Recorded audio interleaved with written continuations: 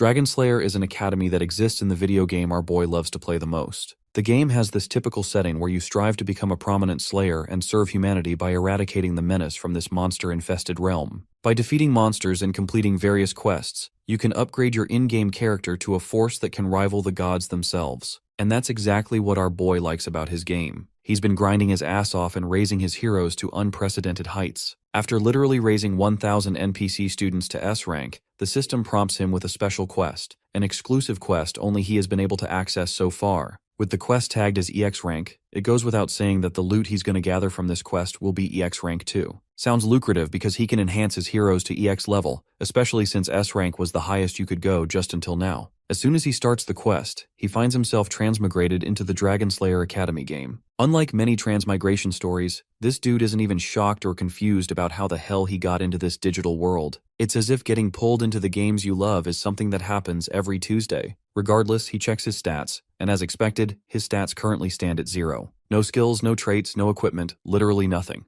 Then he's prompted by yet another system message. He's been granted a few special and exclusive traits for his first-time transmigration into the game. There isn't much detail given about what these traits exactly do, but let's hope to find out soon. He's hoping these traits will help him grind, level up, and become the embodiment of strength like he was before. This is where the game officially begins. Another system window prompts him to get ready for the tutorial. He'll have to survive for 10 minutes, and as a reward, he'll be granted the Dragon Slayer Academy new student kit. This puts a smile on his face, as surviving against low-level mobs doesn't even pose any threats. All he has to do is avoid attracting the attention of these mobs and let the 10 minutes pass. It's a strategy he has used in the past, but little does he know, bro is in for a great surprise. The snarling noises and heavy footsteps echoing can't be from low-level mobs. In the sky, there are literally 2 dragons duking it out. Of course, he accelerates through the forest before he loses his sorry ass in the collateral damage. He can't fucking believe what he just witnessed. 2 S-rank bosses just for a mere tutorial quest sounds ridiculous. Perhaps this unprecedented occurrence is due to the difficulty level being EX. Meanwhile, the fire dragon uses one of his magic abilities and is about to release a massive torrent of fire. The intensity of the attack is so high that if our boy doesn't leave this place, he'll be incinerated on the spot. It's then he remembers those special traits he received and decides to use one of them, the one which was dubbed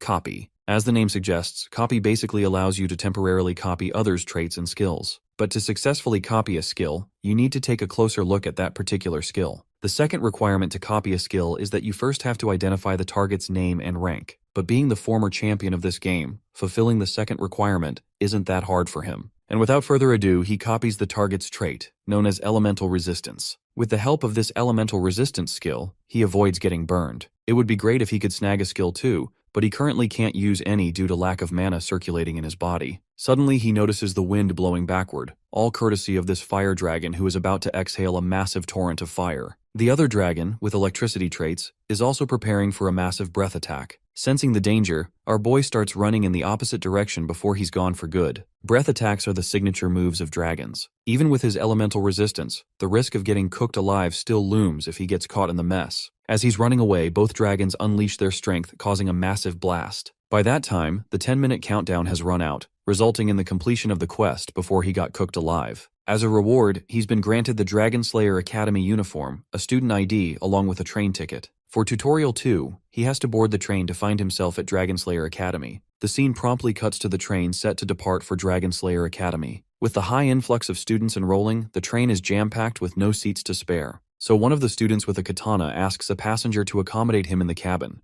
But the only response the katana guy gets is dead silence from a girl who's sleeping soundly without a care in the world. Right at that moment, our boy also hops on the train, hoping to get a spare seat for himself too. The katana guy sheepishly points out how this girl sleeping there doesn't seem to be in the mood to respond. Right then, the girl in question wakes up from her slumber. Our boy insists she share her spare space, and the girl seems more than willing to entertain his request. As he makes himself at home, he introduces himself as Kim Ho before thanking her for the kind gesture. The girl reciprocates the greeting and introduces herself as Seo Ye-in. And as for the dude with the katana, he's feeling utterly devastated to see the unfairness of this world. He didn't get permission, but our boy did. Even though no one asked, he introduced himself as Go Hyun-woo. And once again, the only thing he gets in response from Seo Ye-in's end is dead silence. Anyhow, he too helps himself and takes his seat, grateful for the opportunity. Kim Ho questions Hyun-woo about the reason he was late to catch the train. The katana guy reveals how he witnessed 2 dragons on the way, a sight so magnificent it nearly made him forget about his main agenda of the day. Well, my guy also remembers seeing those two monsters, but his experience wasn't that pleasant, something he'd rather avoid remembering. The train finally begins to move. About this Dragon Slayer Academy, it's the place our boy kept coming back to every time he raised a new hero. So he basically knows everything about that place, like the back of his hand. This is part of the reason he isn't really excited to visit that academy, since there's nothing new to explore. Or at least, that's what he thought until he boarded the train. The students in his cabin, along with the other students and train staff, Kim doesn't recall seeing any of them. They're totally unfamiliar and new people, not some random NPCs he remembers. While this world shares great similarities with the game he once knew, the cast is completely different. This also means the upcoming events and quests have been altered too. So while trekking through the game, he wants to stay cautious about the unknown. Right now, the thing bugging the hell out of him is the blank stares he's getting from the girl beside him. About Yeon, she possesses these special eyes that can turn anything into stats and comprehensible data she can use. For example, she can see through all the stats or anything she needs to know about this katana guy sitting in front of her. She can see this dude is just your average Joe with mediocre traits. But as for our boy, his stats are incomprehensible. No matter how hard she stares at him, she fails to figure out anything about his strength, making him stand out. This is exactly why she's been staring at him with a clueless expression on her face. She recalls how her manager told her to get all cozy and nice to anyone she's interested in. That way, she can get closer to them. So, taking that advice to heart, she pulls out her suitcase, consisting of some important stuff and snacks she brought for the journey. In an attempt to appear nice and get closer, she offers him one of her cookies. Of course, Kim is naturally bewildered by this sudden and unexpected gesture coming from her, but saying no would be considered rude, so he takes the cookie. To further strike up a conversation, he casually asks if she baked them, and the girl responds affirmatively. Now it explains why the taste is pretty average. Kim then turns his attention toward Hyunwoo and questions him about the peculiar longsword resting beside him.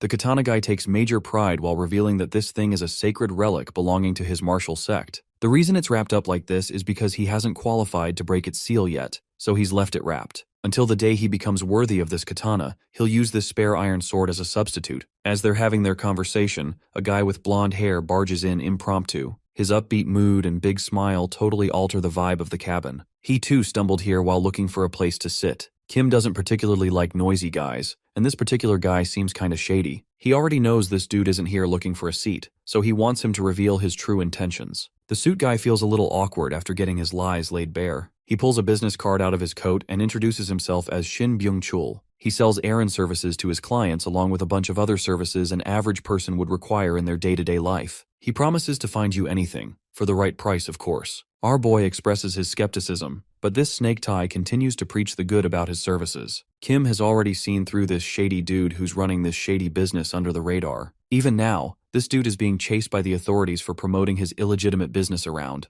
Throughout his whole pitch, he kept taking glances over and over outside, as if he's in deep trouble and being chased by someone. The guy denies such accusations and tries to run off before it's too late. Well, it's indeed too late already. The disciplinary committee has shown up here to take necessary action against this guy. The dude knows he's screwed. About this disciplinary committee, it's a group formed by students themselves that handles law and order within the academy walls. Yes, the same disciplinary committee that holds more power than the government itself. These guys waste no time flaunting their authority and demanding this business guy hand over the illegitimate stuff he isn't supposed to carry here. Poor dude tries to defend himself, highlighting how negligible his offense is, yet he's being treated like some fucked up cannibalistic serial killer on a leash. The head of the disciplinary committee immediately penalizes the poor guy with an electric shock for not cooperating enough. She's a lightning-type mage, something Kim finds very special and unique about her. After all, lightning-type mages aren't easy to find. Conveniently enough, he has one of the copy skill slots empty, meaning he has the perfect chance to grab her skill while he has the time. So, Kim decides to put this tasteless cookie to some better use. He promptly throws it on the ground, ready to use it as leverage against the disciplinary committee. Meanwhile, the disciplinary committee leader is already planning to proceed with the next step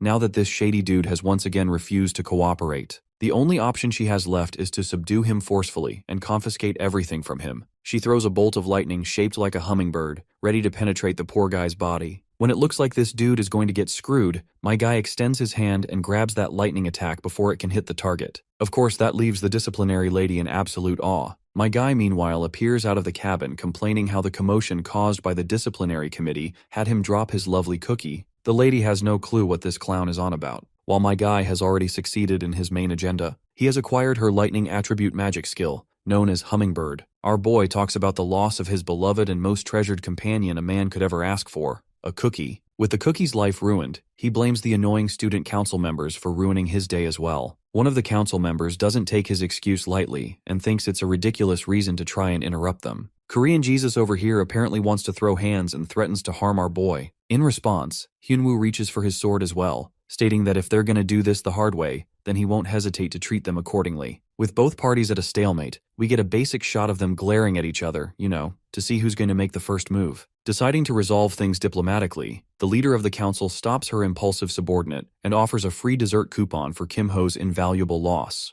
Our boy is quickly satisfied with that exchange, leaving Byung-chul all on his own again. Truth be told, he never wanted to save the guy's ass to begin with, he just wanted to copy the lightning skill. Now that he has it, bro's got everything he needs with a skill slot and a trait slot fulfilled. Moments afterwards, the president of the council retrieves the item that Byung-chul apparently stole. It's actually a damn wig, stolen from one of the station attendants. Given that Byung-chul is a dog for money, he ended up doing a commission prank. Even Kim Ho thinks that this one is totally his fault. While leaving, the pretty girl warns our boy to stay cautious of Byung-chul and his schemes if he wants what's good for him. But Kim Ho doesn't really like it when other people tell him what to do, and believes that he'll handle the situation on his own. Korean Jesus warns our boy and promises to remember his face for the future, and as for Hyunwoo, he's busy investigating the discipline committee and learns from Byung-chul that these guys are the best of all the elites. Their current president, the one who shot the hummingbird spell, is called Song Chun-hye. Her name is so recognizable in fact that Hyunwoo realizes that she belongs to the famous Song family, the one that governs the Topaz Tower. This woman, apart from her good looks and immaculate outfit choices,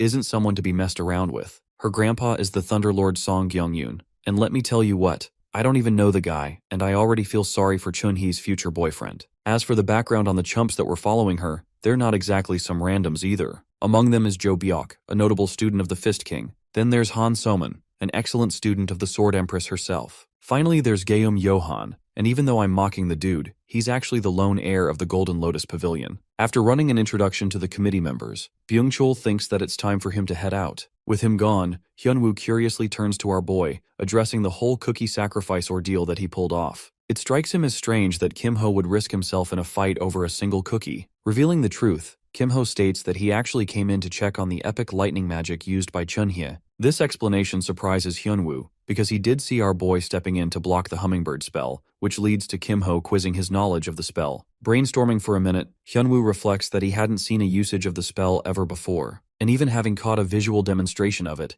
he couldn't even see the released lightning hummingbird. It's as if the attack never intended to damage its victim in the first place, but rather stunning them in place. Kim Ho hears his explanation and agrees with half of what he said. He goes on to delve deeper on why it's called the hummingbird spell in the first place, as it is inspired by the unique flight pattern of the bird. You see, in a typical demonstration of the spell, its performance hinges on the ability of the mage. The fact that she used the hummingbird is a testament to Chun-hee's skills. Now, if our boy was up against a professional mage, he wouldn't have been able to catch the hummingbird, as the caster would easily be able to manipulate the flight pattern. But strangely, instead of altering its pattern, it ended up getting caught in his hand. That only signifies one thing. Chun-hee needs improvement when it comes to her control of her ability. At this point, Hyunwoo is genuinely impressed by our boy's in-depth explanation and fascination for a spell. By the way, there's one other observation that Kim Ho made when the spell fired off. He assesses that Chun-hye is talented for being able to use an E-rank ability with only a D-rank strength stat, further implying that she has access to either a strong trait, and even raises the possibility that she might be loaded with internal mana. In any case, Kim Ho thinks that she'll easily live up to her reputation as the Thunderlord's granddaughter. Focusing back to Hyunwoo, he's quickly become a fan and friend of our boy in their short time interacting with each other. Kim Ho thinks that this guy's exaggerating it a little bit, but Hyunwoo's pretty serious about this, and even offers to help him out whenever the guy needs his help. Appreciating the gesture, Kim Ho immediately decides to use this opportunity and tasks him to come with him. At the same time, he politely requests a sudden favor to borrow 1 silver coin. In the next scene, we arrive to Kim Ho's chosen location. Sadly, the machine is out of order. And yes, it's a gambling machine because this place once used to be a casino. The machine appears run down and broken Hyunwoo's eyes, and yet, Kim Ho's willing to bet all his life savings on it. In other words, the one singular coin he obtained from Hyunwoo. The moment he enters the coin, initially nothing happens, causing them to wonder if it's really broken. But suddenly, the machine fires up and turns on, unlocking a hidden event called the Broken Slot Machine. Of course, it's something that Kim Ho knows due to him unlocking every achievement in the damn game. Using this as his golden ticket, our boy pulls the lever back, banking on the roll. But to both of their disappointment, the only thing he ends up obtaining in the end is a water bottle. Yes, not the wooden stick of destruction, or the unyielding fork sword, or even the secret American technique called the farmer's shotgun. Just a water bottle. Hyunwoo doesn't get what Kim Ho's doing over here, while our boy quickly explains that what they're doing is actually in direct violation to the rules of the academy, because obtaining any item from the machine is considered wrong. This makes Hyunwoo realize that he's basically standing by as a watchman, while our boy is using the lever back-to-back in order to reap the rewards of the machine. He also suspects that they'll be fine because the committee generally doesn't come by. And well, let's just add that to a famous last words before death documentary, because only 1 second after, the discipline committee member Soman quickly comes to check on what they're doing. Soman reminds them of the consequences of using the machine, which will result in demerits. Clearly, the situation has flipped over its head, causing our boy to instruct Hyunwoo to keep her busy for a bit.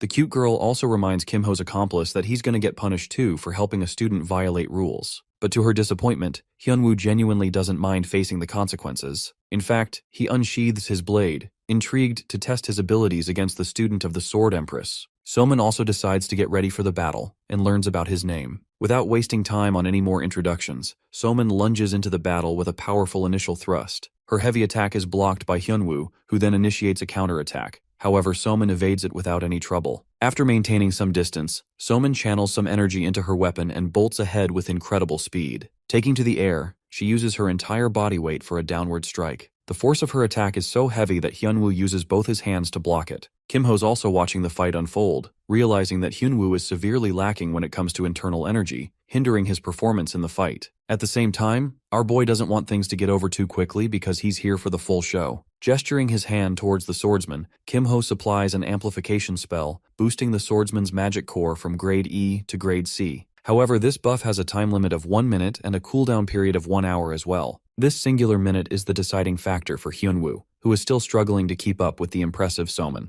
The battle continues as the timer runs down to 14 seconds, making Kim Ho reflect that slot machines are usually avoided because of their inherent gambling nature. However, there is a piece of knowledge that none of the players know about. Its secret feature is actually the guaranteed jackpot trigger. Think of it as a pity system when it comes to your average gacha game. Initially, the players start the game with 5 coins, and right now it's Kim Ho's 5th and final spin. This time, however, he's dead confident in using the extra piece of silver he borrowed from Hyunwoo. Turns out that right after the 5th spin is over, the 6th spin confirms a jackpot guarantee. It's not even a fair chance, but a guaranteed 100% chance of hitting the best reward. The slot machine finally churns out the best thing it has to offer, which in this case is the dark ice crystal of rank C. The crystal comes with a potential hazard that it could cause the player's own death if used incorrectly. Anyway, the situation gets troublesome for our boy because the blue-haired baddie is about to stab him from behind. However, Kim Ho was ready for that, and knew that his trusted companion would step in to help him. Hyunwoo does end up deflecting the blow, but at the cost of shattering his iron sword. The time duration comes to an end,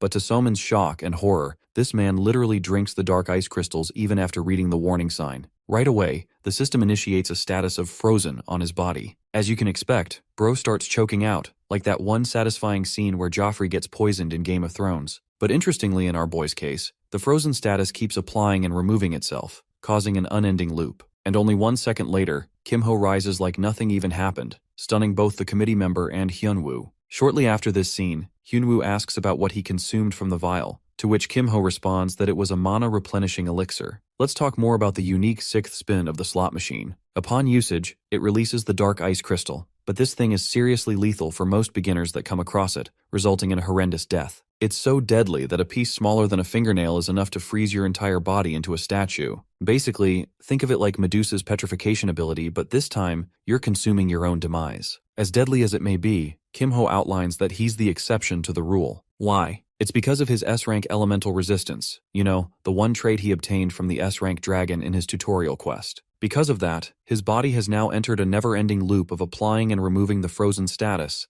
nullifying it completely. But not just that, he also gains an easy access to the immense energy after consuming the crystals. As for how he handled the committee member, bro used his male manipulator gaslighting Pro Max skills to fool her with a false explanation. Anyway, Hyunwoo's pretty satisfied being able to help out our boy, because it also led to him testing his own skills against the student of the Sword Empress. Kim Ho thanks him all the same, because he couldn't have pulled off the 6th turn without his help. The swordsman is thoroughly intrigued by Kim-ho's amplification skill that he used during the fight. However, our boy turns him down and states that he can't use it anytime he pleases, which is actually true because of the cooldown factor. Kim-ho's explanation is fair because even Hyunwoo understands that a powerful skill like that must have its own drawbacks. As for the sleepyhead Yane, she's barely catching on to their words. Speaking of which, our trio is about to reach their destination called the Dungeon Island, the final station of the train. Dungeon Island is famous for its enormous number of dungeons, and it was formerly a place reeking of criminals who didn't exercise any kind of law. Everything changed when the Dragon Slayer, the first and most memorable hero, made his mark on the island. First, he took care of every last criminal, then he conquered all the dungeons on his own, and finally built a city using the island as its foundation. That city led to the creation of the Dragon Slayer Academy, the place that fosters the growth of incredible warriors.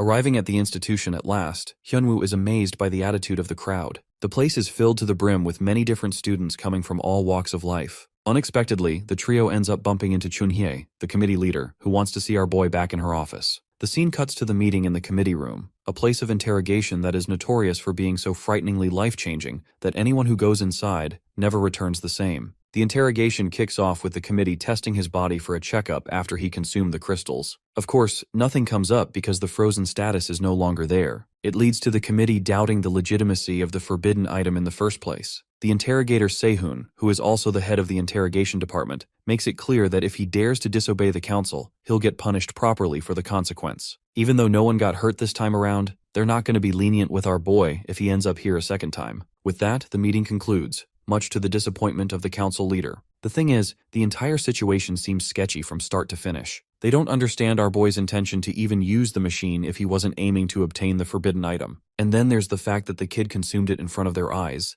And in the end, nothing came up in the scanner report. Based on her observation, Chunhye strongly believes that their suspect has obtained some kind of illegal skill, and she recommends checking his current skills with something called the magnifying glass. Sehun agrees that they could do that, but highlights the problems that arise when nothing comes up as a consequence. If they use the method of magnifying glass, they have to be certain in their claims. Chunhye quickly realizes her faults and apologizes, while the senior tells her to handle things with patience. He also recommends that she quickly hurry to the entrance ceremony, or else she'll miss it. In the next scene, we have our boy returning to his group among the other freshmen. He's just completed tutorial number 3 by attending the ceremony on time, rewarding him with a few silver coins and a weapon selection ticket. Even though it's classed as rank E, it's better than not having anything at all. With this, he's also assured himself a good return on the coins he lost. Anyway, the entrance ceremony quickly begins, but it doesn't exactly give off the best impression ever. You see, the dude who comes to represent the school appears to be a low-tier junkie who looks like he's being paid to talk. Apparently, this guy once used to be the leader of the main Dragon Slayer squad.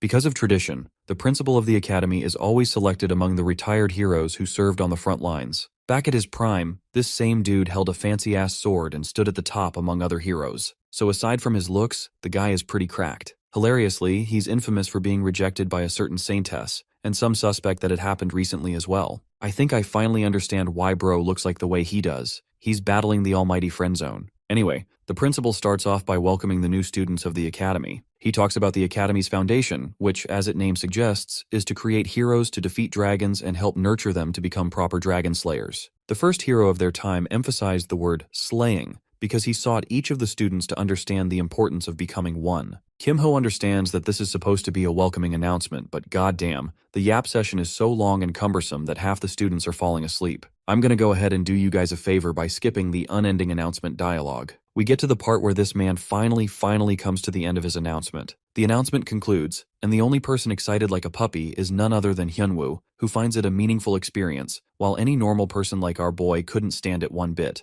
The swordsman has apparently grown used to long yap sessions because of his old master's ranting. Anyway, the ceremony reaches its second stage, as the students are reminded of the updated list of forbidden items for the year. If they're found possessing such items, they'll face consequences accordingly. Aside from that, the new students are going to be tested in the ground level of a dungeon to prevent any risks in the future. Instructor Four Eyes places importance on keeping it a safe environment for everyone and reminds them to follow rules. With that, the ceremony reaches its end. The students are in disbelief. The eternal announcement of death has finally ended. Right away, Byung-chul finds our trio and offers to get food with them. Also, it appears the dude has found himself a new tattoo because he probably pissed off the cute beast in the background. Anyway, Byung-chul tells them to eat well because starting from tomorrow, their lives will change with the first class. That same night, Hyunwoo and Kim-ho pleasantly discover that they're going to be dorm neighbors from now on. Our boy quickly goes inside to get comfortable, but he can't allow himself the sweetness of sleep just yet. Instead, he sits on his bed in a meditative stance, focusing all of his efforts to accumulate mana and build a core. It's about time we talk about the concept of a power engine.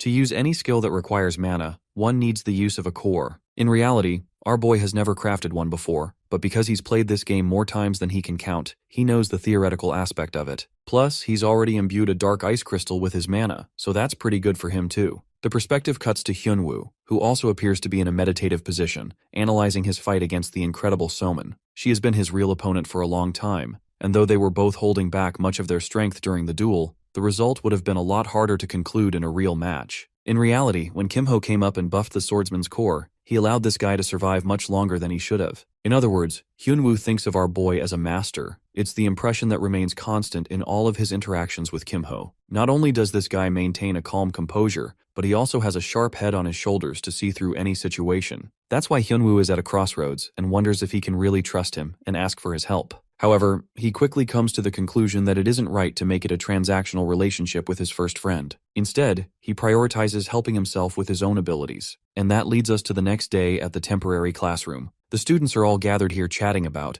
and the sleepy Yane has finally arrived too, even though her groupmates thought she'd end up pretty late. Surprisingly, the classroom doesn't have a teacher around. The class has already begun, but still no one's here to take control, which leads to the impression that their teacher isn't a punctual person. Finally, someone steps up and enters their class, causing the students to feel excited at first, but horrified in the next moment. Yeah, well, you'd understand too once you see this guy's face. Looking like a serial killer who has just escaped jail, the teacher announces himself as their homeroom teacher, Lee Sudok. Right away, he addresses one of his students to inform everyone of his famous name. The terrified girl quickly reveals that he's known as the Villain Hunter. She gets it wrong and tries again by calling him the Human Butcher, which is another one of his nicknames. Meanwhile, our boy is reflecting on his understanding of the situation. Let's zoom out and focus on the Academy's world itself. This place is the one stronghold where countless S-rank heroes are forged with limit-breaking capabilities. Of course, some of them turn out to be terrible people and become villains to fulfill their own goals. Sudok, their teacher, is actually a hunter who tracks down such people and beats the shit out of them. In other words, this man is the definition of aura, because he's out here beating dangerous S-rankers for sport. In fact, he got his name because he's notorious for killing more villains than capturing them. Sudok makes it clear that he didn't want to become a teacher and only applied upon the insistence of the principal. He's someone no one wants to fuck with, and he's known for his perfect execution. And with this task of teaching, he intends to do the same with his students. Bro is so horny for perfection that he outright threatens to kill the students if they fail his exams. Ah yes, what better motivation than literally having your life on the line? Initiating his first class, Sudok addresses the grading system of their school. First off, the written exam criteria qualifies for 30% of the total score. Then there's a behavioral score of 10% for maintaining a clean record, a freebie for behaving well. Of course, the same score can easily drop to 0% if the students aren't careful and affect their overall grade. Sudok sarcastically states that he's going to make sure to keep an eye on each one of them, so that he'll get to see at least a bunch of his students survive graduation. Next up, he talks about the practical exams, encompassing two sections,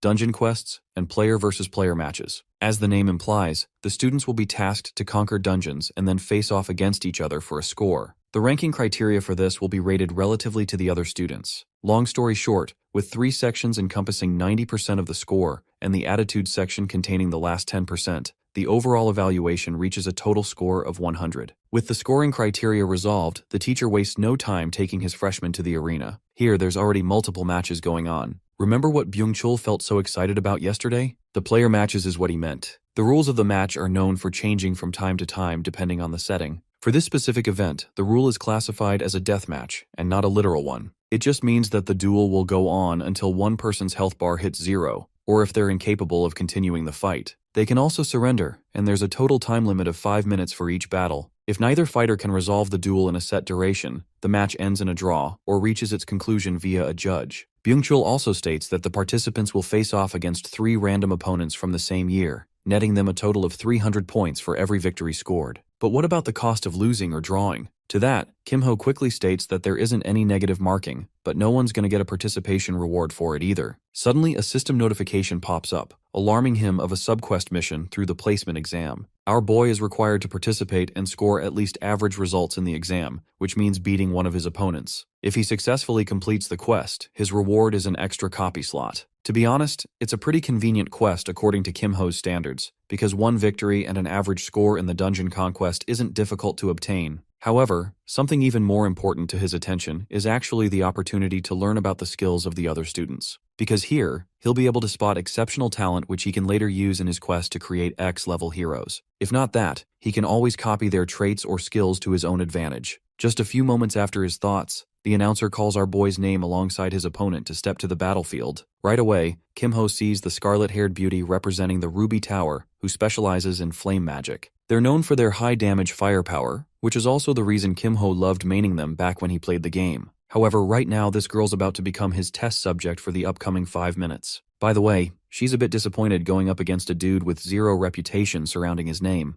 To her, he's just a damn nobody. Not just that, he's carrying a sorry-ass earth staff, which honestly looks like a glorified can for an old man. It's almost insulting to her that he's brought a pathetic E-rank staff. From these observations, she concludes that her opponent definitely isn't from the Emerald Tower, which also implies that he's not an Earth Specialist mage. This makes her wonder if his goal is to use support magic with the staff. She theorizes on his usage of the staff, as their fight quickly kicks into motion. Manhwa treats him as a supporter caster and prepares a powerful combustion skill, deciding to end the battle in one move. Right after she cast her ability, the audience found themselves enamored with her representation of the Ruby Tower. However, to Yanhwa's complete shock, her opponent's health is fully intact. It's true that she wasn't expecting a one-hit kill, but the fact that she couldn't even dent this guy is just insane. When the smoke clears, our boy confidently smiles at her confused state. The fight is on, and Yanhwa is already on edge, questioning why her attack didn't connect. Thinking that her opponent must have deployed the Dispel ability, she changes tactics and decides to use a spell that can't even be blocked by a Dispel technique. What she does is cast a column of explosive flames all around him, forcing her opponent to choose his options carefully as any misstep could be detrimental. But to her shock, our boy remains unaffected. That's right, look at him standing majestic without even trying. It pisses of Yanhwa to the point she casts a third ability, invoking a powerful spell called the Fire Pillar. The attack is aimed right towards Kim Ho's head and detonates in a firestorm upon impact. The large column of flame shocks the crowd, impressing them once more with the might of a powerful representative of the Ruby Tower. However, things aren't as conclusive as they seem, because once again, Kim Ho appears completely unharmed. All this time, she has been banking on her confidence with the spells of the Ruby Tower, and yet nothing is even leaving a dent on his health. In response, our boy finally makes his move, deploying the same hummingbird technique he picked up from Chunhee. Clearly, Yanhwa wasn't expecting a lightning spell coming being used by a support type. She manages to evade the bird initially, but Kim Ho skillfully changes its trajectory to strike her from behind. Yes, he just gave her a backshot charged by lightning. On her knees, Yanhwa succumbs to the paralysis effect of the hummingbird spell. With the duel reaching its definitive conclusion, our boy recommends they end the fight. He thinks it's going to be terrible for his opponent if she ends up revealing her entire arsenal to the rest of the crowd. It's going to be problematic for her future matches to come. Despite his condescending words, Yanhwa ultimately decides to accept defeat, shocking the crowd completely. Their expectations were completely subverted, just like the atrocious ending of Game of Thrones. Anyway, Kim Ho doesn't like the fact that he's gathered so much attention right in his first battle, so he intends to be cautious from now on. Hilariously, he gets called up again for his next fight, not giving him any time to rest. This time, Chunhee is going to be our boy's opponent. Yes, the same stylish baddie and the head of the first-year disciplinary committee. She's flexing her aura, but more importantly, she's got an issue to resolve with Kim Ho. Bro looks at her for a moment, and just to fuck with her plans, he surrenders from the fight before it even begins. Sudok is baffled by his sudden withdrawal, while Kim Ho simply reasons that he's no longer in a state to fight anymore. Even though the teacher suggests that he raise his score for the exam, our boy doesn't really give a crap as he's already achieved the one victory he wanted. He also initiates a complete forfeit for his third fight too, counting as his second and third loss, and further pissing off the Thunderlord's granddaughter. She roars at him for being pathetic, and for having a weak heart, unlike her grandfather who always advised to fight with resolve. Speaking of her grandfather, Kim Ho remembers that he used to be the Thunder Monarch at some point. He can sense his shadow in Chunhee's demeanor. In any other context, the advice she gave here is actually useful, but in his specific case, it doesn't really mean a thing, nor does he care. Bro straight up walks away maintaining the same stance and handing her the win. Chunhee begrudgingly accepts the outcome, even though she thinks it's supremely disappointing from his side. Before leaving, Mr. Ragebaiter 9000 tells Chunhee to also send him his beloved dessert coupon that she promised. That little snarky comment gets under her skin so bad that it's a miracle she doesn't explode. Can't say the same for her next opponent though. Yang Jihong appears in the arena expecting a nice fight against someone from the Topaz Tower, but he had no idea that he caught Lady Lightning over here at a bad time. The result? Well, she fucking obliterates his body with lightning strike from Zeus, and within the first second of the battle, the fight is already over. The burns on her opponent's body are pretty bad, adding to her overall terrifying aura in Byung-chul's eyes, who thinks that Kim-ho made the excellent decision to stay the F out of her sight by forfeiting the fight. Did I just drop a bar? Ironically, she's glaring at him with a bombastic side-eye, with so much intensity that even Byung-chul couldn't avoid noticing it. But our boy doesn't care, or maybe he's too ignorant for his own good. He's impressed by her flashy debut as the Thunderlord's granddaughter. Meanwhile, the rest of the audience is actually fed up with the way Kim-ho forfeited his second and third fight.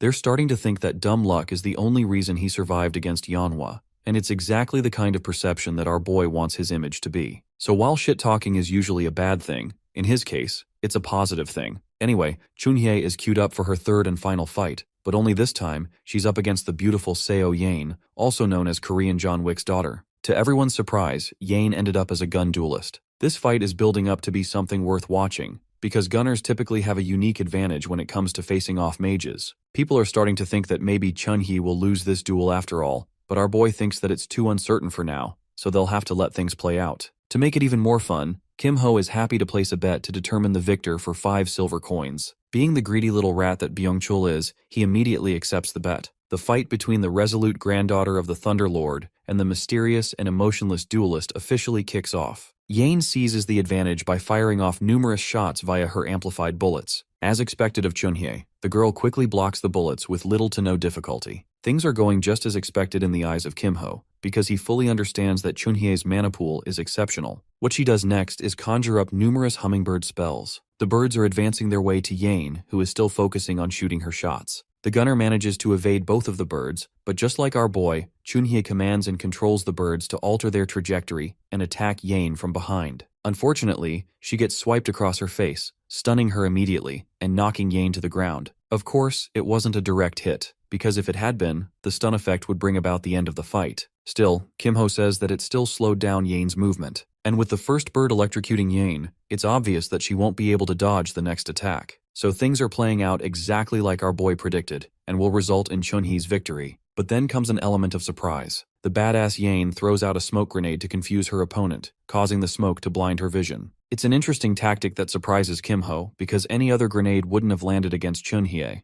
With the smoke covering her vision, the battle has become complicated for the lightning mage, and it's here where Yane can finally hone in on her advantage. The gunner takes aim and connects a proper shot against Chunhye's back, a direct hit. At first glance, it seems like the attack actually hit her, but luckily, Chunhye casted a defensive barrier at the last moment and still found herself off guard. She realizes that she's in grave danger in this situation, while the gunner quickly positions herself to take another shot. Interestingly, Byung-chul points out that Yane must be some kind of rich daughter of a millionaire, because she's actually using an invisibility cloak as part of her gear. Not just that, she whipped out an epic rifle to deal more damage too. One shot from the rifle is so threatening that Chunhye doesn't risk blocking it. She only dodges by a couple of inches. At present, their health bars are roughly equal, and half the duration for the fight has already expired. The problem with the invisibility cloak is that Chunhye can't spot her opponent at all. She's off guard every time Yane shoots another shot, which is exactly what the gunner does when she attacks from behind again. However, this time Chunhye prepares a tactic of her own.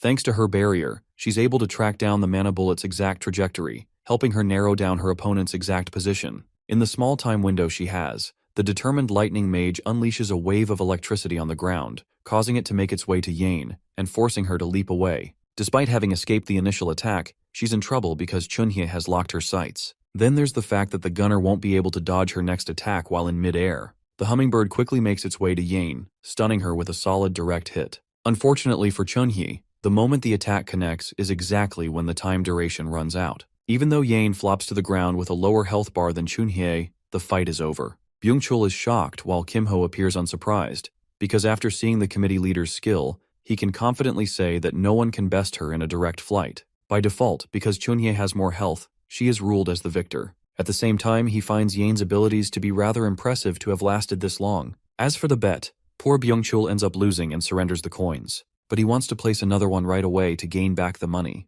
Our boy realizes that this dude is addicted to gambling, so he declines the offer. Back at the arena, the majestic swordsman Hyunwoo has arrived to face his opponent, the Fist King's disciple, Jo Byok. Because this fight appears interesting, Kim-ho agrees to the bet and concludes that the Fist King will likely win. Byung-chul thinks our boy is far too ruthless to his own friends to say something like that, but Kim-ho's just stating the facts of the matter. Of course, the gambling addict doesn't understand his point, but Kim-ho expresses that he'll find out soon enough. Let's get to Hyun-woo's perspective, who understands that his friend is watching. This time, he intends to show his best skills, even though it's going to be tough for him. He unsheathes the iron sword, while his opponent Byok wonders why he refuses to use the blade on his back. Unfortunately, Hyun-woo expresses that he's unfit for it for now, but the Fist King's disciple doesn't really care. After all, he plans on dealing his 100% going into this fight. With both fighters preparing their battle stance, the fight kicks off. The assault is Byok, who outmaneuvers against the swordsman's first slash, and quickly gets into position for a fiery punch. Even Hyun-woo can testify that this guy's movements are top tier. By the way, that punch just now is so damn strong that Hyun-woo could feel the full weight of it even after blocking. In fact, his entire body is sent flying from the impact alone. Hyun-woo fully understands the critical situation he's in. Normal attacks just won't help him last in this fight. As for his opponent, Byok launches himself like a damn torpedo for another strike, while the swordsman prepares to end this fight with a single move. Unleashing his clear-stream sword technique, he faces off against Byok's enhanced punches. Unfortunately, reality is disappointing for Hyun-woo, as his blade shatters during their clash. With his weapon out of commission, the swordless man quickly accepts defeat. By the way, he did manage to leave a small cut across Byok's shoulder, who looks forward to their next encounter. The fight concludes just the way Kim-ho predicted, because the iron sword is a really weak weapon for someone like Hyun-woo's skills. That's the first thing that came to our boy's mind when he saw the guy fighting in the train. It's like Hyun-woo has some kind of obsession with breaking his iron swords in every fight he's in. Byung-chul, on the other hand, is suffering from yet another upset. Poor guy is snuffed out by our boy, who expects his timely payment. Since Byung-chul is running short on silver coins, Kim-ho offers him a chance to pay in some other way. Our boy insists that he pay up by offering him a good chunk of information.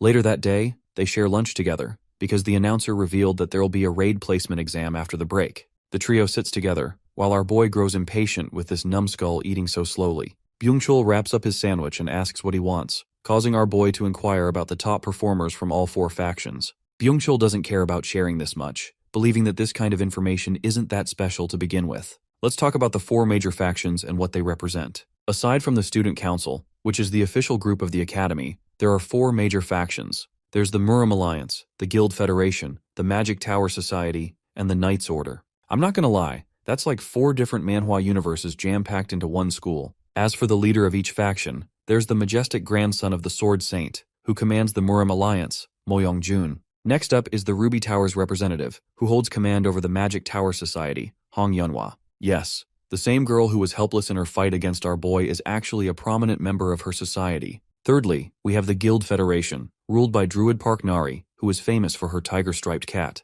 Interestingly, there's another member in her guild who apparently hides their strength. Finally, we have the Swordmaster's son. See? Literally a manhwa title right there. I didn't know Jinrun Candle reincarnated into this universe. Anyway, Lee Seong-hyun represents the Knights Order as the 4th and final faction. The lineup is pretty damn impressive according to the list Byung-chul has shared. Suddenly it dawns on them that Hyun-woo's nowhere to be found. Byung-chul remembers about the club president and quickly dashes away in worry, leaving Kim-ho wondering what's up with the guy. With him gone, he's left alone with the silent Yane. You see, Kim-ho feels like the girl is extremely isolated, and he feels bad for her in a way, so he tries sparking a conversation about the cookie she shared with him the other day. Kim-ho shares that he received a coupon from Chun-hye, so he's happy to treat her back for the cookies. The coupon manifests a nice blueberry cake, and Yane happily accepts joining in. While eating the cake, she asks for his opinion on her duel against Chun-hye and why he thinks she lost. Kim-ho quickly answers that normal mana bullets just can't pierce mana barriers, which means it's seriously difficult for her to win against a mage with a high mana pool. At the same time, Kim-ho believes that if Yane hones her talent to amplify her bullets, she can turn the tide. Of course, the gunner doesn't get the appeal of training mana, and to his shock, our boy learns that she's never done mana training in her entire life. Curious, he inquires about her process of conjuring mana bullets, inviting a confused look on her face. Getting curious after hearing her answer, Kim asks if she has really never trained using the magic bullet skill, but the girl flat out denies it, saying she has never learned it at all. That reply completely throws him off because for a gunner, magic bullet should be the first thing in the book. Kim can't help but wonder if Yane has been landing her shots all this time purely on instinct, and the thought that she managed to hold her own against Chun-hye without even knowing the basics of mana training makes his head spin. Realizing just how lost she is, Kim decides to offer her a bit of help, explaining that once she gets the hang of mana control and learns the magic bullet skill, things might actually start to feel a whole lot easier for her. Later on, it is already time for the placement exam. As the students gather in the hall, their homeroom teacher begins to explain the rules for the conquest exam. Standing in front of a portal, he tells them that the test will take place inside the dungeon known as the Mist Forest. The nervous guy then starts laying out the dungeon's special conditions, starting with the first rule called high score. It basically means the number of monsters each student defeats within 10 minutes will be counted as their score, so the objective is to take down as many monsters as possible before time runs out. The second rule is something they call the fixed zone, and to put it in plain terms, it is more or less a rank-locked area where every piece of gear, every trait, and basically everything gets downgraded to F rank. The homeroom teacher informs everyone that even their core will be affected by this rank lock, and warns them not to get any funny ideas, especially when it comes to managing their mana. After laying that out, he starts calling names one at a time so the students can head into the dungeon. The room quickly fills with groans and complaints as most of them start whining about how unfair the rules are, which only makes the teacher realize just how useless the majority of them seem, aside from a few decent ones like Hansomi and Choi Jung-pi who might actually stand a chance. Next up, he calls in the following batch, which includes Kim and Yane. As they prepare, Kim casually tells her to try using a rifle and recommends going for headshots on anyone who dares to get too close.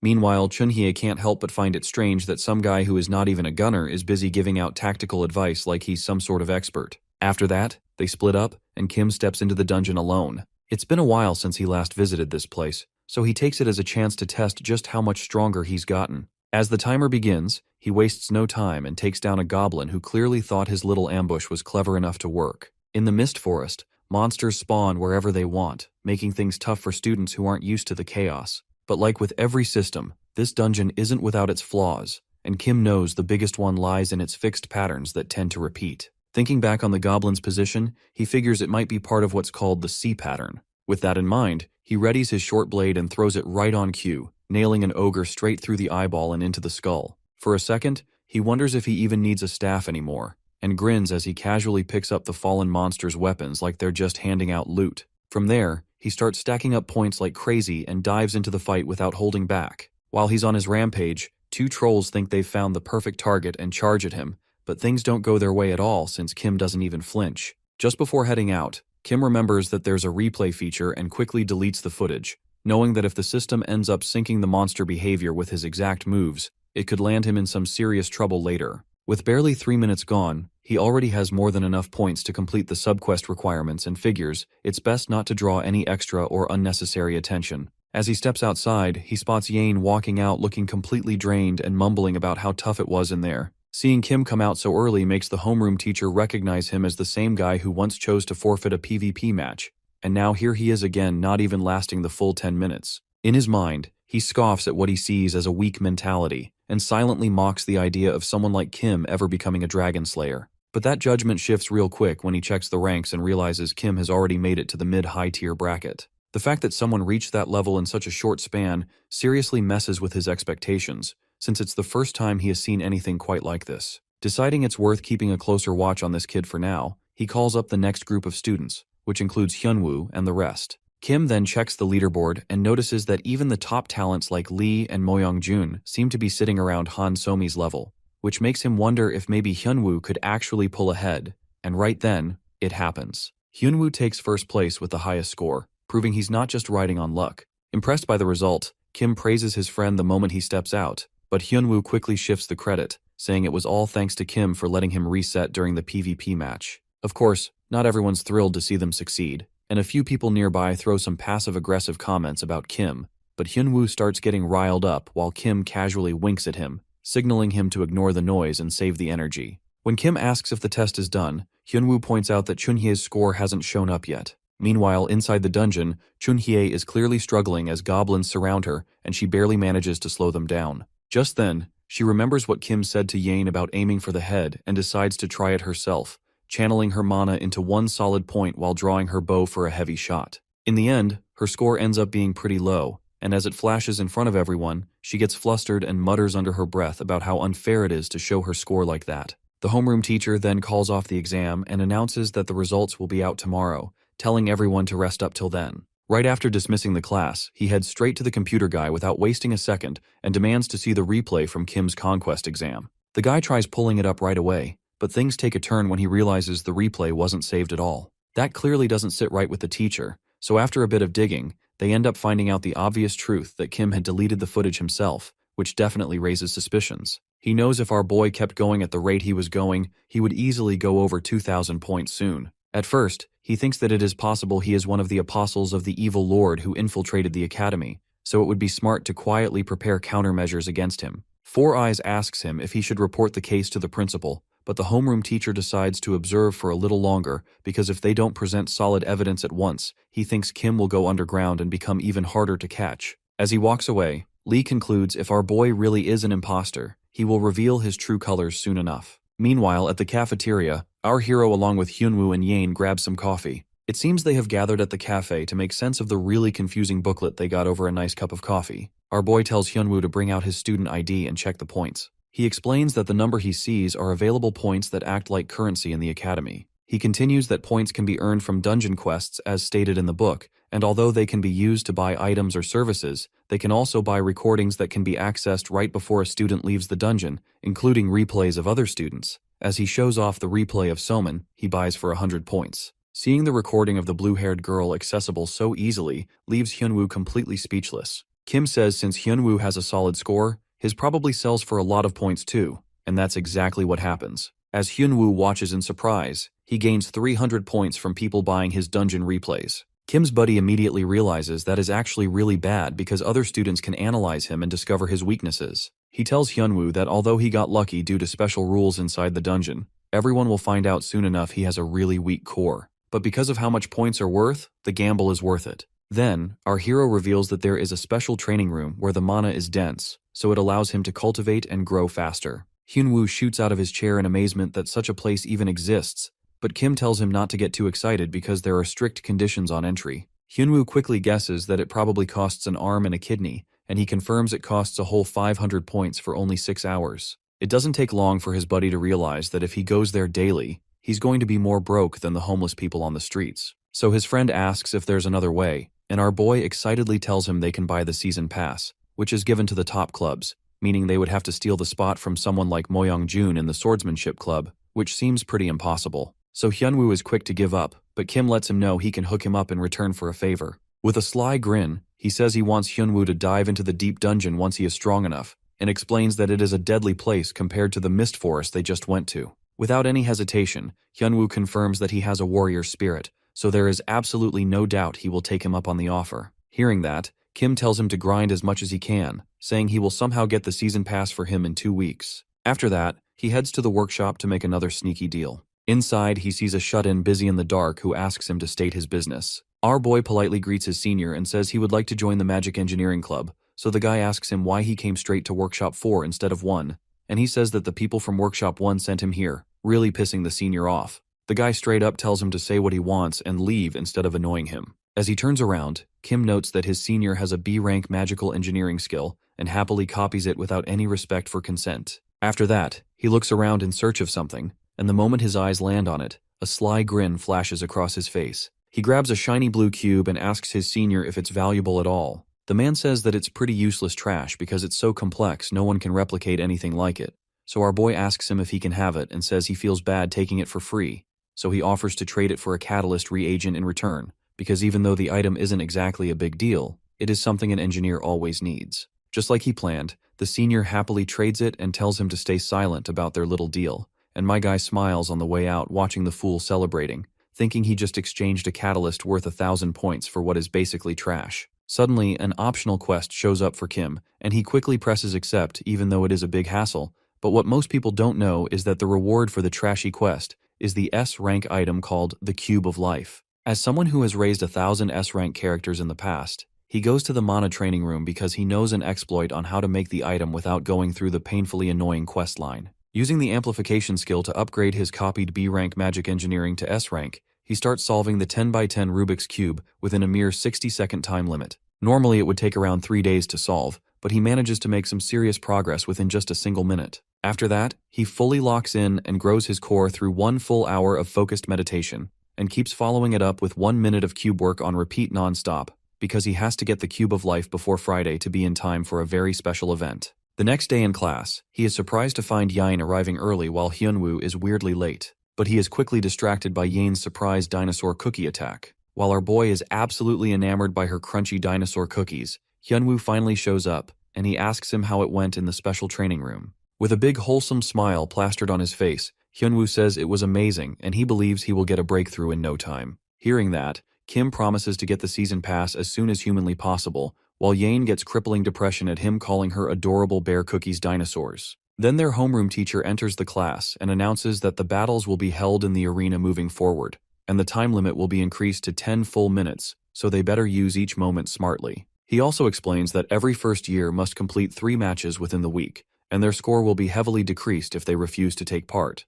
Hearing that, Kim silently grins in anticipation of the event he's been eagerly waiting for and thinks it's finally time to destroy the competition. He checks the system panel and notices a subquest that increases the reward based on how many victories he gets after playing 3 PvP matches. Because of that, this time he knows he cannot afford to lose and has no choice but to win. He tells Hyunwoo to come along to the arena with him, but before he can leave, Yane grabs his arm and mentions that she is free today. Everyone nearby stares at them thinking a proposal is about to drop, but their hopes crash immediately when they realize it's just about a training session the two had planned. Later in the afternoon, when the arena is completely empty and Kim is casually goofing around with his friend, a red-haired guy named Ji-hong suddenly walks in and starts mocking him for forfeiting the battle against Miss Song. He calls Kim a coward, which instantly fires up Hyunwoo again, but Kim calmly waves him off and keeps things from escalating. Still, Kim has no plans of going easy on the redhead and begins provoking him by pointing out that they both ended up with the same score in the placement exams. That ticks Ji-hong off even more as he yells about how insulting it is to be compared to a coward, and in an attempt to prove his point, he challenges Kim to a one-on-one duel right there. Kim accepts without hesitation, clearly enjoying how things are going exactly the way he wanted. Ji-hong goes all in thinking he can end the match with a single strong move, but Kim stays a step ahead and hits him with the hummingbird spell, paralyzing him in an instant. He even mocks Ji-hong for falling for the same exact trick twice, especially after getting humiliated by the Thunder Girl not too long ago. Kim says that he at least showed more mercy than Song Chunhye and wraps up the fight by beating him cleanly. Even after taking a proper loss, the redhead refuses to accept defeat and insists that a second match would end differently. Kim plays along and goes for another round, but the result stays the same, with Ji-hong ending up even worse than before. Still not ready to give up, Ji-hong challenges him again, clearly fired up to somehow turn the tables. Even though Kim needs one more win to complete his quest, he acts like he's completely exhausted and insists on getting something in return if they're going to fight again. The poor redhead, desperate for another shot, hands over a spiritual pill made by his own family just to get Kim to agree to a rematch,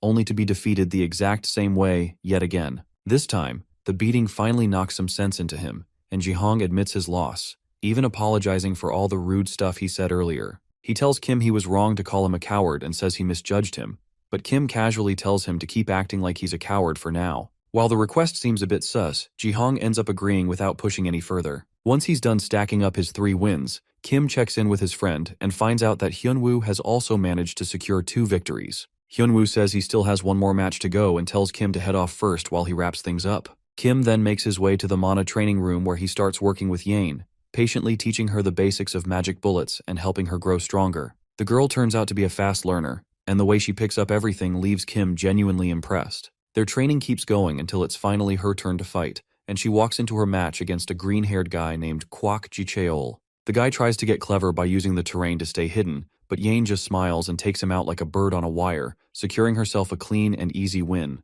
Later that night, the homeroom teacher reviews the match replays and notices a few things that feel off. His eyes go wide when he sees Yane's battle and starts questioning how someone could improve this much in just 2 days. That's when it hits him as he remembers overhearing that Kim had trained with her, and it becomes pretty clear that he's pulled some serious strings again. The whole thing gives the teacher a bit of a chill as he starts wondering who this mysterious kid really is. Meanwhile, Kim is chilling somewhere else completely focused on the cube, and he finally finishes crafting the Cube of Life, which boosts the effectiveness of any stored life-type items by a solid 1.3 times. He feels pretty proud of himself for all the hard work and intense meditation that upgraded his core rank up to D, so now the mana consumption from skills won't feel nearly as painful as before. With his preparations finally complete, our hero confidently gets ready to advertise his new little invention. On his way to class, he runs into the Druid Park Nari, and just as he planned, all animals like her cat are incredibly sensitive to life energy, so the cube instantly attracts Tiger Kitty, and it proceeds to leap right into that bad boy, making itself quite comfortable.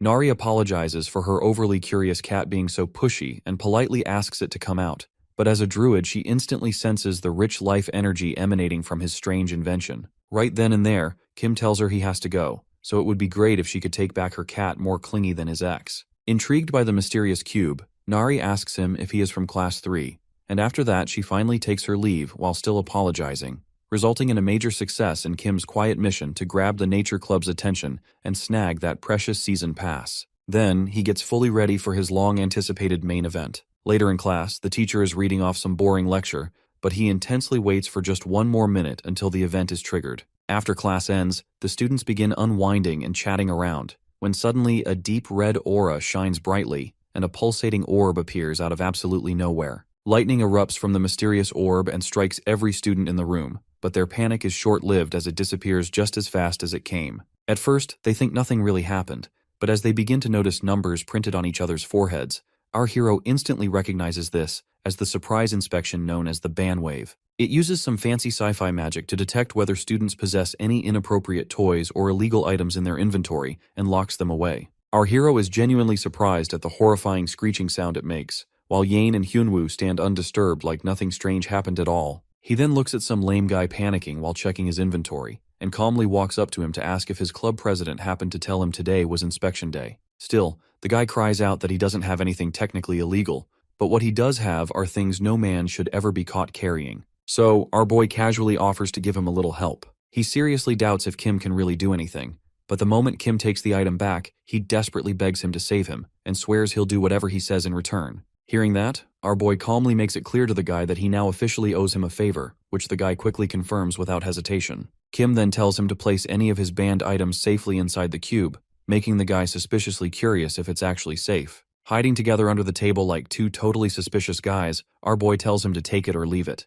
Hearing the footsteps getting close, he panics and quickly dumps all of his contraband inside the cube of life without another word. Suddenly, Chunhye makes an explosive entrance and yells for all the filthy villains to freeze right where they're standing. She immediately notices the boys hiding under the table and demands to know what exactly they're trying to hide. But our hero casually gets up and replies that they're just having a private boys' talk, and it's none of her business. The guy with the number on his forehead backs him up, insisting they weren't doing anything suspicious at all, but Chunhye tells him to empty his pockets of whatever sketchy trash he's carrying anyway. Then she turns to Kim and tells him to bring out whatever he's hiding too, because the orb doesn't lie, and she's hit with disbelief when it fails to react at all. Dumbfounded, she stares while Kim excuses himself and strolls off, feeling quite satisfied that he managed to obtain the Cube of Life just in time for Friday, because demonstrating the usefulness of the only item that can bypass the ban wave will give him serious bargaining power. After class, he walks back through the hallway with the same guy, who can't stop thanking him non-stop because he probably wouldn't be breathing anymore if he got caught carrying the bad stuff he had. With a cheeky smile, Kim casually reminds him that he didn't exactly do it for free. Our boy then tells him to head straight to his club president to reclaim the items, and the guy nervously admits she's actually been wanting to see him for quite some time. You see, the Thieves Guild is responsible for moving all the illegal items throughout the entire Dragon Slayer Academy, and right at the door, our boy watches the clueless guy innocently say hi to his boss, only for her to kick him square in the face for making her work on an off day. She then proceeds to beat the poor guy up, saying he totally wasted her precious free time. Watching her go completely ham on him, Kim finally says hi to remind her he's still standing there, and the lady instantly calms down and introduces herself as Gu-young, president of the Thieves Club. She immediately jumps into business mode and demands that he show her the item he claims can completely bypass the bandwave system. Seeing the Cube of Life up close, she can't believe it exists just like the rumors have said, and she even admits it's getting her so heated she wants to steal it for herself right now. Still, our boy reminds her she'll get caught immediately since all Magitech items have an anti-theft feature, leaving her amazed that the thing is Magitech. Hearing that, her over-the-top excitement dies down, and she leans back, asking what our hero is really after, while also explaining there's not much they can offer right now since the club is kind of broke at the moment. But he assures her that he won't ask for anything they can't actually do,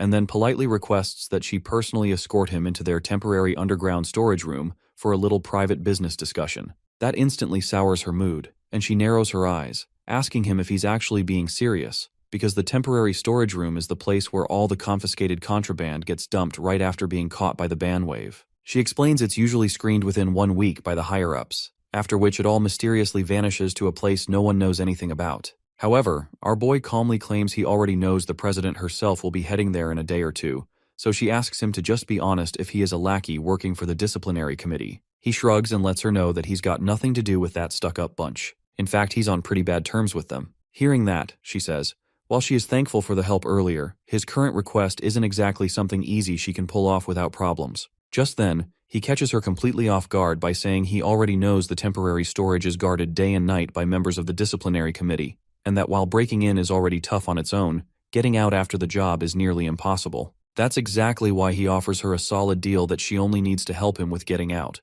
and in exchange, he will hand over the Cube of Life. The president pauses and seriously ponders his proposal, realizing it would be incredibly useful for the Thieves Club to hide their most valuable items inside a magical cube that not even the bandwave can detect. As she ponders it over, he locks eyes with her and gives her one last opportunity to accept the deal before it's off the table completely. Overlooking the site where the covert operation is about to go down, the thieves have gathered. Before making any drastic moves, club leader Dang Yu-young did a preliminary headcount, making sure everyone was present. Everyone was accounted for, but her thieves were confused with the addition of an unknown rookie. Without giving up much info to her members, Yu-young simply stated that the kid is there to help. Naturally, the senior thieves were skeptical of the boy. The job is risky enough as it is. Adding another rookie into the mix could mess things up. Davin, the club's tech girl, and support from outside the site verified that preparations are complete. As one final piece of advice, the leader warned Kim Ho to avoid standing out at all costs. Once they're in, the priority is nabbing rare small items. Infusing their legs with shadowy powers, the Thieves Club charged forth. The technique was called Silent Steps, a handy B-rank movement tech. Since the life cube had been crafted, Kim Ho felt free to clear magic engineering from his skill slot and replace it with a crucial stealth skill. All it takes is seeing the club execute the tech. Meanwhile, the sole guard manning the entrance was wholly unprepared for what was about to happen. Suddenly, he saw bizarre butterflies flying around him. When he figured that something fishy was going on, the butterflies had already detonated, turning into a restrictive substance through shadowed flight. It was a perfect rope and gag to deal with unprepared guards without causing severe harm. In this old building, the third floor secretly houses a ton of confiscated treasures. It's only natural that the authorities placed countless security spells around the place. After bypassing a decent bit of those traps, the group was spotted by a patrolling guard inside. The patrol tried to raise his staff but was quickly tied up and neutralized by the thief twins. Afterwards, they encountered even more guards, and the group swiftly and efficiently dealt with security personnel without unnecessarily shedding blood. They eventually reached the final corner leading to the temporary storage room. Before breaching the mother lode, Dang Yu-young pulled out an artifact for a final check. Through a magic glass, she spotted a troublesome goblin-looking guy guarding the door to the storage room itself. He's a third-year hard-ass wielding an A-rank axe called Hell Cleaver. For a thief like Yu-young, this is the worst matchup possible. It looks like Kim Ho has to step in and lend some help early tonight. He turned to the girl boss and confirmed if she had Shadow Dream in her skill list. There are only a select few people who know about that technique, but there's no time to explain how Kim Ho became aware of it. After getting confirmation, he gave her a little touch and used Amplify to elevate the C-rank Shadow Dream up to A-rank. They are losing time, so there is no time to wallow in surprise. Yu-young used Shadow Dream and spawned more butterflies than he had ever summoned in her life. The purple flyers quickly swarmed around the axe-wielding bastard. Like the brute that he is, this dude started swinging his giant weapon in an attempt to cleave little ass bugs. Of course, that did not end up working at all. As soon as one of the butterflies got in range to explode, a chain reaction was triggered. The axe brute was taken out of the equation in one blow. He looked like a cocoon ready to come out with wings. A-rank skills are A-rank for a reason. Yu-young made a mental note to confront the freshman about all this crazy shit after the mission is finished. With the last line of defense neutralized, the thieves were left to feast on treasure. While they were looking for shiny and valuable stuff, Kim Ho did a little personal shopping on his own. The banned item list at the academy mostly restricts items with dangerous side effects. If it's something that damages the body or mind, it will be banned. Tonight, Kim Ho is targeting banned items with elemental penalties, like this shock stone that causes paralysis. With his S-rank elemental resistance, these items are practically free of drawbacks. After a few minutes of careful scouring, he finally felt satisfied with his haul. Since they have a little more time, he might as well browse for some skill books. Skills with severe elemental penalties tend to be strong after all. Browsing through stacks after stacks of skill books, he finally found something that caught his attention. It was a smoldering book giving off incredible heat. Since Kim Ho is lacking in the combat skills department, this grimoire depicting a fiery fist is a godsend. While the team was packing up the loot, some unexpected guests barged in. Dragonslayer Academy's Student Council President, Song Chun-ki, and second-year Discipline Committee member Guak Seung-jae have come to complicate things. Dang Yu-young wasn't fazed. She was more annoyed than anything. They might have picked the wrong night to pull this operation off. Not willing to hear them out at all, the Student Council President demanded complete surrender and a peaceful transfer to the disciplinary room. The longer this operation drags on, the worse it will get for the thieves. In that case, Gyu Young pulled out one of their contingencies and yelled at her people to split up and escape. She dumped something into the ground, generating a shadow haven that conceals allies inside for a few minutes. Of course, that was enough time to get out of Dodge. Guak Sungjai pulled out a divination crystal and quickly tracked down the thieves still stuck inside the building. After passing the word to the entire security team, getting out of the old building just went up to hard mode. On his way out, Kim Ho was interrupted by a big boulder barreling in his direction. Thankfully, he had good enough reflexes to dodge the stony Schmeat. Guak Sungjai calmly walked out of the corner, praising Kim Ho for dodging such a well-executed sneak attack. Sungjai is up to date with his homework. He knows most members of the Thieves' Club, but this black-haired kid was entirely unfamiliar. Perhaps a freshman. Kim Ho didn't even give a verbal response. He's smart enough to hide his speaking voice in front of the authorities, and Guak Sungjai respected that. If he won't speak, that essentially means surrendering is off the table. All around the ground, sharp stone pikes protruded and tried to destabilize Kim Ho. After closing enough of the gap, he summoned an electric hummingbird. Guak Sungjai clicked his tongue and summoned stone cannons held by tree roots. He sent a barrage of cannonballs in hopes of knocking the thief out, but the hummingbird simply drifted around the sea of balls with grace. This nerd had never seen bird control this good ever in his life. If he didn't put up a defensive spell in advance, he'd be toast now. As he recovered from the shock, the freshman thief ran past him with silent steps. Unfortunately for Kim Ho, he was forced to take the only path out, and that path just happens to be riddled with a kill trap made of more rock cannons. Guak Sungjai detonated another barrage, seemingly intent on making an example out of this freshman. No one had ever taken one of his planned hits and survived. As he was about to check on the aftermath, Sungjai started sweating as the temperature around the hallway climbed to infernal levels. The last thing he saw was a thief with a fist burning like it came straight from the depths of hell. Feeling the pressure as he witnessed a forbidden skill in action, Sungjai poured every bit of mana he had in his body into building a robust triple bloodstone wall. That fancy defensive technique is no more than paper thin against Kim Ho's smoldering punch. He executed Inferno Fist with devastating mastery, tearing through the wall and sending Sungjai packing. This time, he lucked out and succeeded, but controlling a forbidden skill was harder than he thought. The power level in particular is hard to manage. Thankfully, he pulled back just enough to avoid causing any serious injuries to the poor sap. The school probably wouldn't step in, but the Emerald Magic Tower and Disciplinary Committee won't stay silent. Those nosy bastards will work overtime to uncover Kim Ho's identity. They won't find anything, though. Suddenly, the sounds of footsteps attracted by the commotion inched closer. That's Kim Ho's cue to get out of here. As he silently steps out of the battlefield, the freshman disciplinary kids arrive. The very next day, a few people were escorted to the Student Disciplinary Committee's Room of Truth. Sitting in the hot seat, Dang Gyu Young acted her ass off while claiming innocence. She's been in custody for so long that she ground down the student council president and left the room. Disciplinary Committee Chief Oh Se-hoon took over the interrogation process and went with a gentle approach. He calmly handed the temporary storage's item ledger to Gyu Young, and she rifled through the pages with elation. She inwardly thanked Kim Ho for getting involved. Page after page, small but valuable items were pocketed by her club. The committee chief and everyone else know the culprit, but they don't know the method they use to keep the items, nor do they have any concrete evidence. As usual, Gyu Young firmly denied the accusations. If she has to take the fall for a case without real evidence, it won't hold up anyway. For now, the chief can only give a weak-ass disciplinary action to the main culprit. After leaving the Room of Truth, she came across the rest of the disciplinary committee. Counting the heads inside the room, they seem to be short by one core member. Seeing her acting smug annoyed Song Chun-hai. She thinks the mastermind is shamelessly playing dumb. Reaching her boiling point, Chun-hai barked about one of the thieves using something as dangerous as Inferno Fist to send Senior Guak Sungjai to the infirmary. In truth, Gyu Young had no idea what this girl was talking about, but if she had to take a guess, there's only one dude in that operation skillful enough to use a forbidden technique. After being interrogated, the club leader went straight to the club and checked on Kim Ho's hand. Surprisingly, it looked perfectly fine, no burn marks at all. Kim Ho didn't bother hiding the fact that he was responsible for that one guy's hospitalization. Forget that four-eyed nerd, it's time to check the spoils of their labor.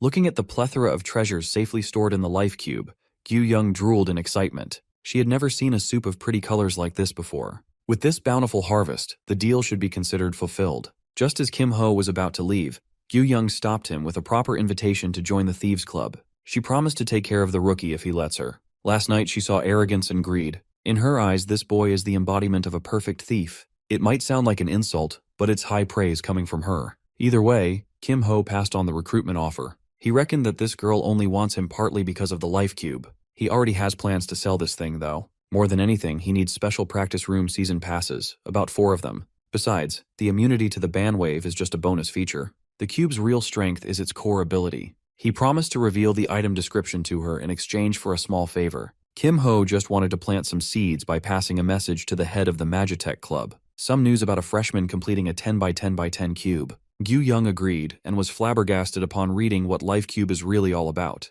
enhancing the effects of stored life items by 1.3 times. Something that busted would sell no matter what the price in some factions. Before he finally leaves, Gyu Young seriously urged Kim Ho to consider her invitation even without the cube in the equation. She values everything he can bring to the table, so he promised to think it over. A weekend passed, and a few days of silence cooled the disciplinary committee down a little. Today, Kim Ho is heading to class with the permanently lethargic Seo Ye-in. It's only Monday morning, and she's already moving like a zombie. As they got closer and closer to their next class, Kim Ho became more and more certain that he was being tailed by some brats from the Emerald Magic Tower or the Nature Club. He doesn't really care if they snoop, but nipping the problem in the bud is the less annoying way of dealing with this kind of thing. So he let Ye-in go to class first while he cleaned up some rats. Seo Ye-in quietly relented, but she also noticed the two barely hidden snoops. Kim Ho turned around and directly confronted the annoying duo. The girl was alarmed, and the boy was arrogantly pleased that Kim Ho saved him the trouble of initiating the confrontation.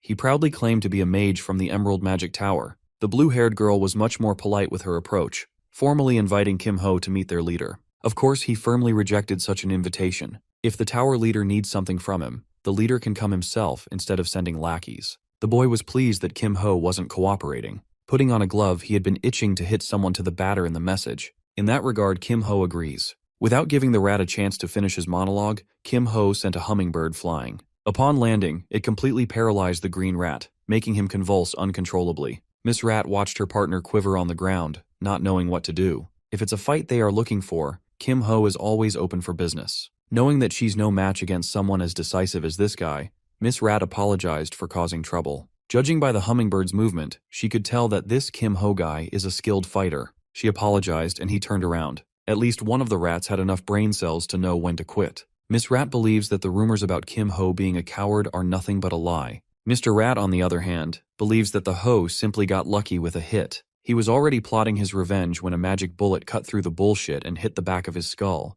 Miss Rat quickly scanned the surroundings, terrified of the unseen sniper that could be hiding anywhere. She tried to be polite and smart, but Miss Rat was implicated and shot in the head. The Emerald Magic Tower representatives were effectively neutralized. In the class, the instructor discusses how dungeons are designed to drain those who enter. Running out of resources inside is tantamount to failure. Surprisingly, Seo Ye-in got in her seat later than Kim Ho. Maybe because she was busy sniping some bitches outside. Finally, the instructor announced that their next raid test will be in a time attack format. Surface-level dungeons can be challenged multiple times in practice mode, but you only have one shot at the real thing. For a time attack, one must rest the target and destroy the totem within 5 minutes to pass clear. Students are encouraged to practice their most efficient route before the live raid starts. Since this will be a duo challenge, Shin Byung-chul immediately clung to the last exam's top scorer, Go Byun-woo. Kim Ho gave the guy the go-ahead to pair up with another one of their friends. It looks like his partner has already been decided as soon as the instructor announced. Seo Ye-in clung to his sleeves while declaring that they are a pair now.